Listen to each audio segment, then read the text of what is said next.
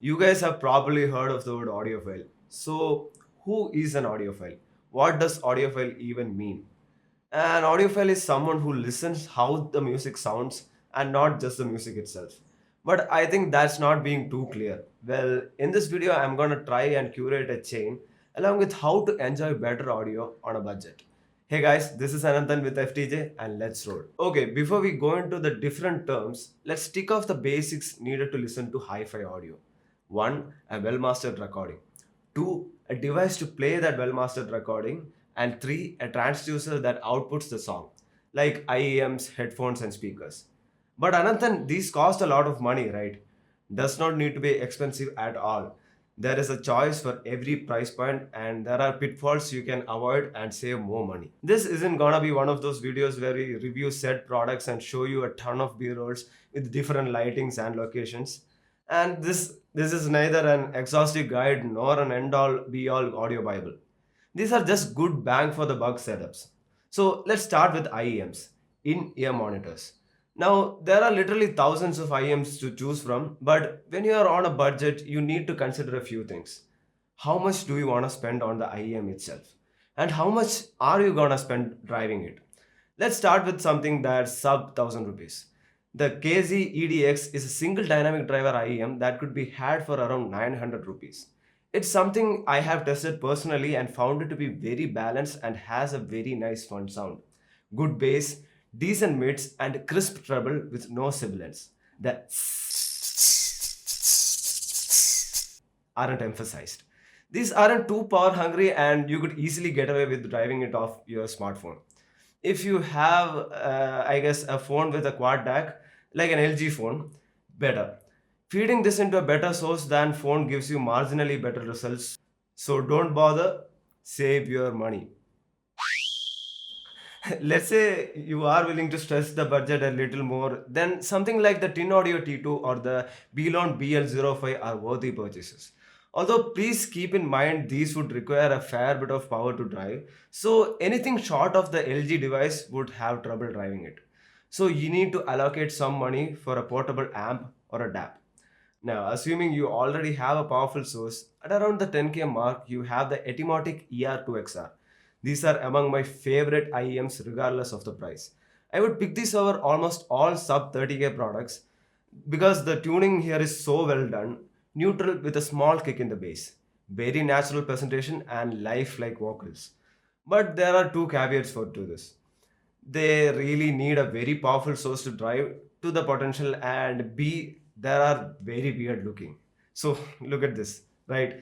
They need to be jammed into your ear pretty deep, and I have no issue with how they fit or feel, but your mileage may vary. On the off stance that you are totally not okay with how these look and fit, the Moondrop Aria is a decent choice. Now, anything beyond the 10K mark isn't really being thrifty for the vast majority of us. So, I'm gonna stop at 10K. If you guys are interested at a higher price bracket, we'll make a video based on that. So, let us know in the comments below. Let's now take a look at some of the decent dApps and portable solutions to drive these IEMs we have discussed.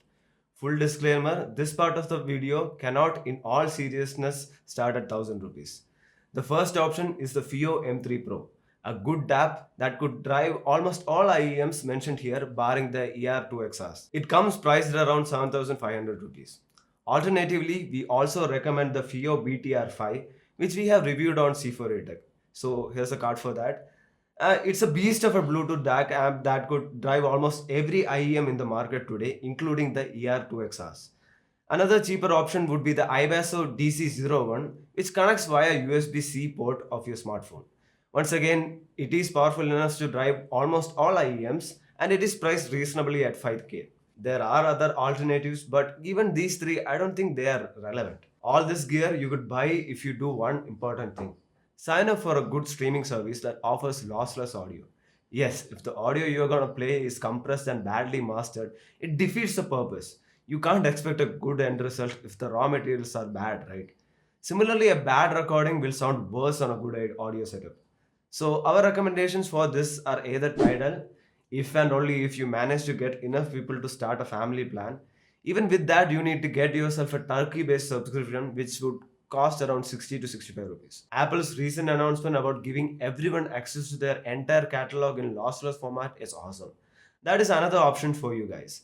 That would work around 99 rupees a month on an individual plan. But if you want to go really cheap, I mean, if you want flags for free kind of cheap, then you gotta pirate. R slash rip request, in my opinion, is the best place to get free audio, but you have to put in some time. It's not the best way, but it definitely is the cheapest one. Now let's look at the pitfalls. This hobby could get very, very expensive the higher you go up the ladder. So always audition whatever you want to buy. The audiophile community in India is super helpful. The most important advice I can give you is always buy used. 9 out of 10 times the product you buy used would be as good as new because audiophiles usually take care of their stuff pretty well. Lastly, never buy blindly based off an online review.